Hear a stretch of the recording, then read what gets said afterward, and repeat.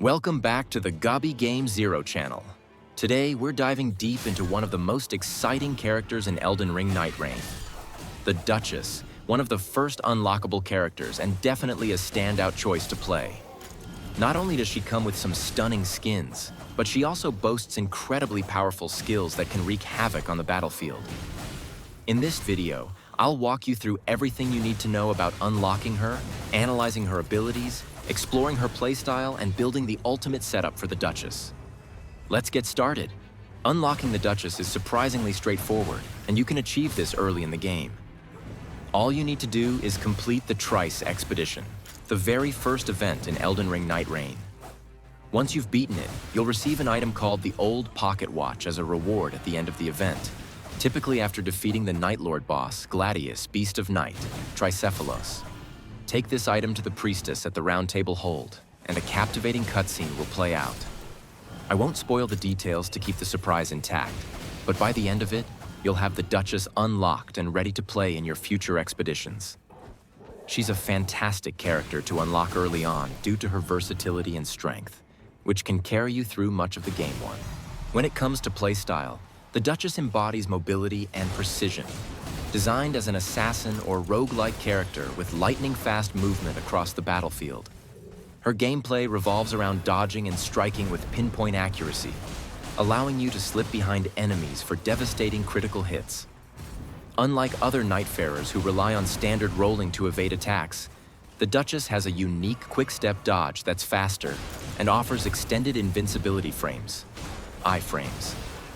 This lets her dodge repeatedly with minimal stamina cost, paving the way for a hit-and-run, finesse-driven playstyle that's tough to pull off with other characters. Her agility makes her feel like she's dancing through combat, weaving in and out of danger with ease one. The Duchess's weapon of choice is the Dagger, particularly those infused with status effects like Bleed, Frostbite, Poison, or Rot. You should prioritize daggers with these effects, as they synergize perfectly with her skill set and amplify her damage output. Notable options include Reduvia, Starfist, and Wakizashi, which are excellent for a bleed-focused build that the Duchess can maximize. Additionally, dual-wielding daggers, using two at once, is highly recommended to unleash her full potential as it boosts attack speed and complements her swift movements and abilities. That said, if you stumble upon other powerful weapons like katanas, think Nagakiba, Moonveil, or Rivers of Blood, or legendary gear like the Hand of Millennia, don't hesitate to experiment. The Duchess's flexible stats allow her to adapt to various weapon types with ease one. Looking at her base stats, the Duchess has HP at C, FP at B, and stamina at a rather low D. Her strength is also D, but dexterity sits at B. Intelligence is her highest at A, Faith is B, and Arcane is C. With FP and Intelligence as her top starting stats, she seems primed for magic or staff-based builds with ranged damage potential. However, her true strength lies elsewhere. Instead of focusing on casting spells, opt for weapons with built-in magic damage or those with exceptional weapon skills. Thanks to her high FP at B, she can spam weapon skills far more frequently than many other classes or Nightfarers. A prime example is Rivers of Blood, which remains as overpowered in Nightreign as it was in the original Elden Ring. With solid dexterity and ample FP, the Duchess can repeatedly unleash the Corpse Piler skill, making the most of this weapon's devastating power one. Let's break down her skill set in detail, as this is what truly defines her strength and uniqueness as a character. First up is her passive ability, Magnificent Poise, which allows her to dodge optimally and repeatedly with less stamina cost compared to other Nightfarers. This is a lifesaver given her low starting stamina, enabling her to chain two dodges back-to-back without draining her resources. Moreover, her dodge animation is distinct and can be seamlessly paired with lunging attacks. Imagine dodging an enemy strike, lunging forward with a basic dagger slash, and then dodging again to evade a counterattack.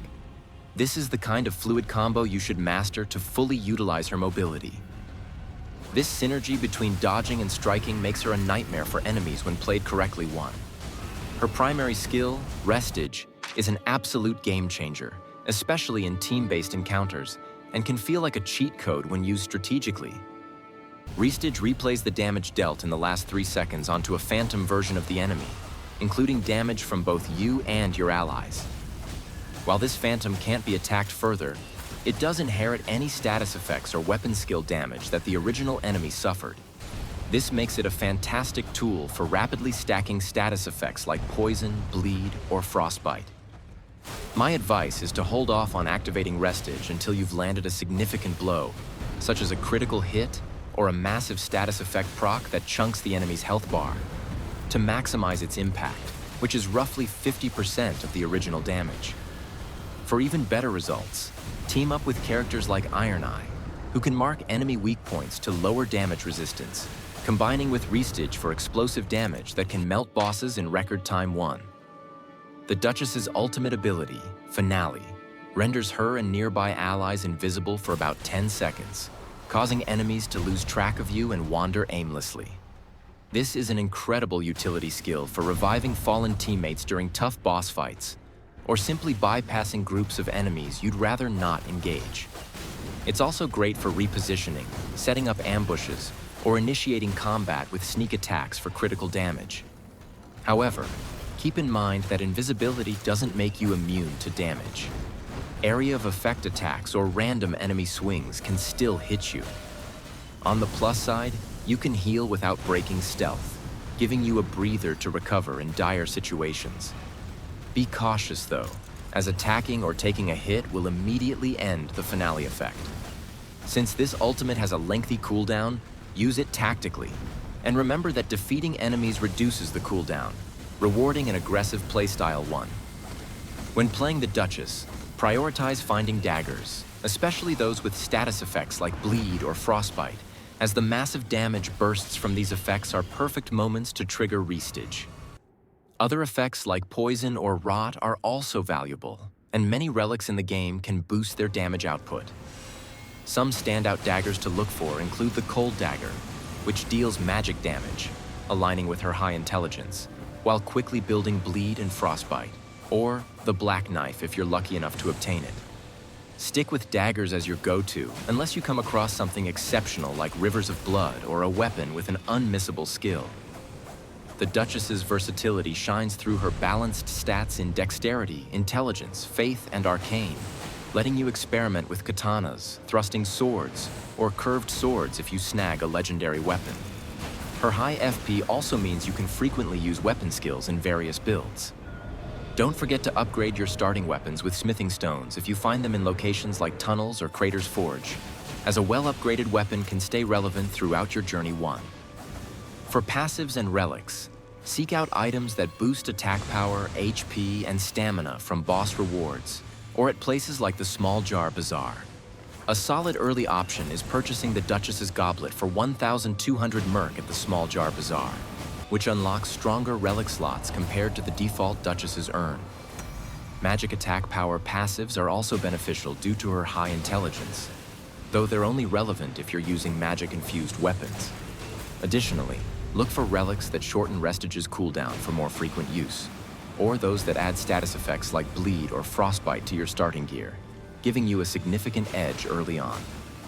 Adapt your build based on each run, as this flexibility is what makes the Duchess so engaging. Unlike some characters locked into specific weapon types, she offers the freedom to explore different playstyles, whether it's daggers, katanas, or even magic if you're feeling experimental one. To wrap up, here are some key tips to master the Duchess. Weave your dodges with lunging attacks. You'll be amazed at how effective this combo is for evading damage while striking back swiftly. Hit-and-run tactics are invaluable against bosses and regular enemies alike, as she's not built to tank hits. Focus on circling behind foes for critical strikes and minimizing damage taken. She pairs well with tanky characters like Raider or Guardian, who can draw enemy attention, allowing the Duchess to flank, deal critical hits, apply status effects, and dodge incoming projectiles. She's a finesse-oriented character with a higher skill ceiling due to her fragility, especially in early expeditions where she can be one-shotted easily. But mastering her playstyle is incredibly rewarding and fun one. Thanks for watching this video on Gobi Game Zero. If you want to learn more about other Nightfarers or have any tips to share about the Duchess, drop a comment below. See you in the next video. This is Gobi, and I wish you happy gaming.